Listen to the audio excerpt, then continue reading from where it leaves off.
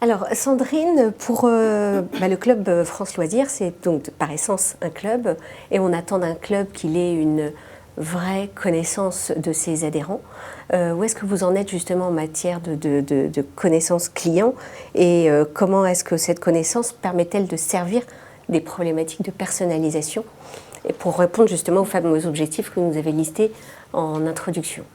On a effectivement par essence, la notion de club implique qu'on a la chance de connaître 100% de nos clients, quels que soient leurs canaux d'acquisition, quels que soient leurs canaux d'achat.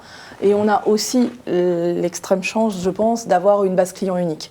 Donc, quel que soit finalement le canal que va choisir le client pour entrer en contact avec la marque, on va être capable de le reconnaître de la même manière et de pouvoir ensuite, en fonction du canal sur lequel il est, personnaliser la proposition qu'on va pouvoir lui faire. Mais du coup, c'est vrai qu'au-delà de cette connaissance de qui il est, on a aussi la chance de pouvoir avoir accès à l'ensemble de son comportement d'achat. Depuis le démarrage de sa relation avec nous. Et c'est vrai que l'ensemble de cette data, on l'utilise de manière très forte en analytique, notamment pour pouvoir créer des scores de comportement, que ce soit par rapport à ses habitudes d'achat, donc ses goûts de lecture, que ce soit par rapport aussi à son canal de prédilection, que ce soit par rapport aussi au comportement qu'il a vis-à-vis du système club. Vous savez, France Loisirs, c'est un système dans lequel vous avez un engagement d'achat. Donc en fonction de est-ce qu'il achète plus ou moins tôt, qu'est-ce qu'il achète, sur quel canal il achète, on va être capable ensuite de faire de la proposition personnalisée pour l'amener là encore à pouvoir faire le meilleur choix.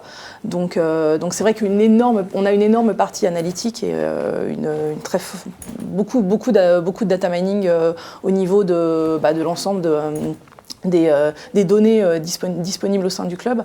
Et ensuite, c'est vrai qu'on va chercher à utiliser l'ensemble de cette données disponibles de manière pertinente, parce que je suis complètement d'accord, trop d'utilisation de la donnée risque de tuer aussi l'utilisation de la donnée.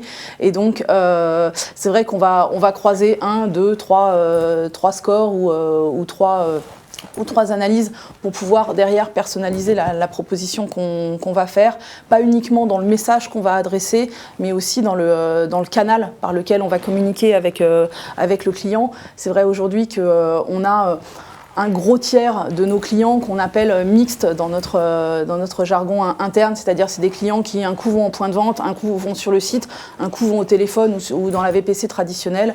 Les 2 autres tiers sont plutôt accro à un canal et on ne va pas chercher à changer ça.